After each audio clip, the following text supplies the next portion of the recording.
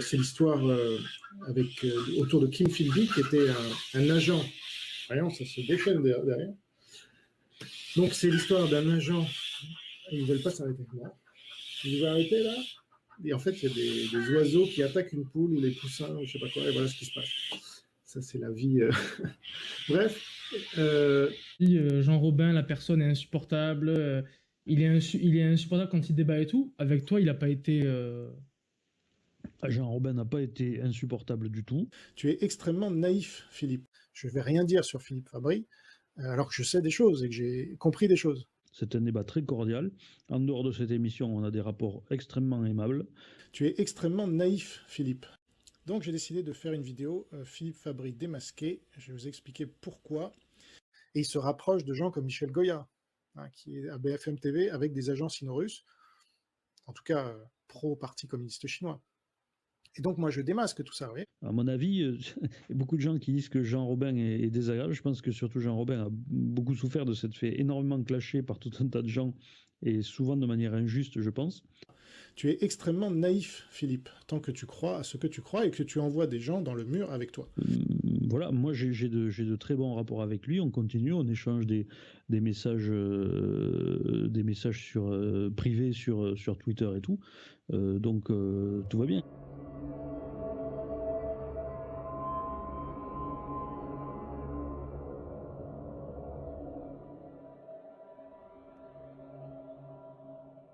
Et honnêtement, ce sera un plaisir, dès que j'aurai eu le temps de finir le bouquin, ce sera avec plaisir que je le ferai revenir. Là, j'ai le livre de Philippe Fabry, vous voyez. J'ai hâte d'en parler avec lui, parce qu'on pourra comparer. Je ne dis pas encore, mais il y a pas mal de prédictions dans son livre aussi. Hein. Ça, je fais de la pub. C'est hallucinant. 98% d'erreurs dans son cas. Moi, j'ai lu ton livre. Petit livre, hein. Mais je l'ai lu. Et j'aimerais en parler avec toi, parce que tu fais des prédictions dedans. Puis Golitsyn, il fait des prédictions aussi, alors on va pouvoir comparer. Mais peut-être que Philippe a un peu de mal à vouloir comparer. Ça, je peux le comprendre. Bonsoir, pouvez-vous faire le point sur vos prédictions personnelles dans Gouverner, c'est prévoir? Ben non. Ça, j'ai pas tout en tête, et puis c'est pas le sujet. Mais ouais, j'avais pas trouvé grand-chose, en fait. Parce que... j'ai écouté, pendant que je faisais un trajet en voiture, l'émission qu'il a fait avec Pierre San Giorgio parce qu'il me l'a envoyé en MP pour me dire on parle de truc.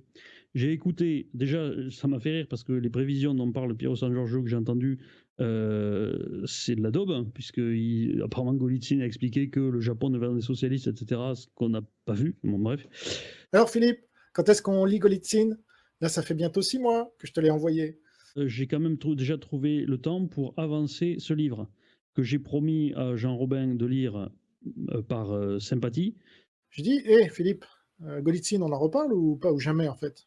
Et Jean Robin passe son temps à me tanner en expliquant pourquoi tu l'as pas lu, pourquoi tu l'as pas lu, pourquoi tu l'as pas lu. Je le lis, je suis déjà en train de le lire, je suis déjà super gentil de prendre le temps de le lire à des moments où j'ai envie de lire d'autres choses par moment et où je me force, je me dis il est là, il faut le finir, je le prends, je le lis, d'accord? Et donc voilà, à chaque live, je suis obligé de te relancer. Et puis je vois plein de gens qui te relancent aussi à chaque fois que tu tweets un truc. Alors Golitsyn, ou chaque fois que tu fais un live. Alors Golitsyn, il va vendre plein de bouquins. Tant mieux pour lui, moi franchement, je suis pas jaloux. Alors je me doute bien qu'il a envie de vendre son livre parce qu'il en a besoin, mais je ne lui dois rien. Alors lui, il n'est pas censuré, Philippe Fabry, là, il est passé chez Berkoff, lui, sans problème. Et puis il est passé chez Livre Noir et chez TV Liberté. C'est tous les pro-russes. C'est un peu bizarre, hein, d'ailleurs. Comment est-ce qu'un anti-russe, soi-disant, hein, peut passer dans tous ces médias pro-russes? Jean Robin, bonjour. Bonjour André Berkoff. Bonjour Jean. Est-ce que Philippe Fabry, grand résistant, serait allé à Radio Vichy, quoi, Radio Paris? Donc ce soir, heure française, nous recevons Jean Robin. Plusieurs d'entre vous le connaissent. Contrairement à Philippe Fabry, c'est pas bien Philippe Fabry. Allez sur le Twitter ou le YouTube de Philippe Fabry pour lui dire alors, quand est-ce que tu vas finir le Golitsyn? Ça va l'énerver. C'est en plus extrêmement agaçant quand on voit que quelqu'un te harcèle pour te faire lire un livre en te disant ça changera la vie. Et puis c'est prioritaire de passer dans un média pro-russe aussi, plutôt que de discuter avec l'anti-russe Jean Robin. Donc moi je suis quelqu'un de gentil, je peux accepter à peu près tout, mais je supporte pas ce genre d'impolitesse. Franchement, c'est franchement pas correct. Fabry a peut-être peur d'être remis en slip. Je me prends derrière des émissions qu'on fait dans mon dos dégueulasses. pour dire du mal de moi, n'est-ce pas? Je prédis que si Philippe continue dans l'impasse de l'historionomie et qu'il y entraîne de plus en plus de gens, il va finir par créer une secte dont il sera le gourou, et ça va mal se finir pour tout le monde, comme toujours dans les sectes. Je trouve ça d'une incorrection totale. Et quand je le fais remarquer, en plus, on fait semblant que non et on me traite de menteur. Ce qu'il a fait en dernier lieu juste avant le début de cette émission-là. Donc j'ai décidé de faire une vidéo Philippe Fabry démasqué. Mes livres, moi, je les ai envoyés à des dizaines de gens depuis des années. Ça me serait jamais venu à l'idée de leur dire « Ah, vous les avez pas lus, vous êtes des enfoirés ».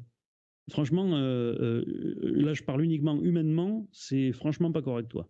Alors, je marche pas au sifflet, et si je me prends encore un seul mot sur Golitsyn, je ne le finirai pas. Et il finira dans ma cheminée. Voilà. Et j'ajouterais, puisque tu as parlé du fond, que quand on voit la forme du bouquin, c'est pas joli. Hein. Pour moi qui fais de l'édition, voilà. Chérie, ça sent le brûlé, là. Putain. Je voudrais pas me mêler, mais j'ai l'impression que ça sent le brûlé, non? Ah bon?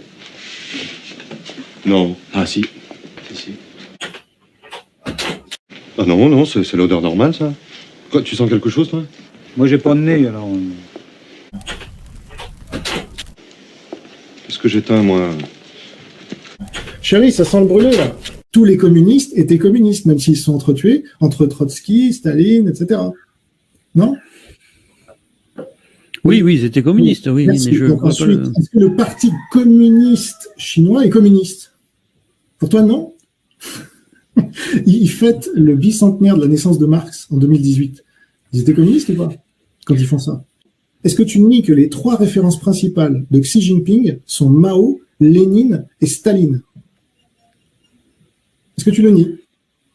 Non, mais je te dirais, Non, et alors, c'est pas la question. Et alors, c'était 3 communistes, non? Mao. C'est dur, hein, Non, mais ce que j'essaie de t'expliquer, c'est pas évident.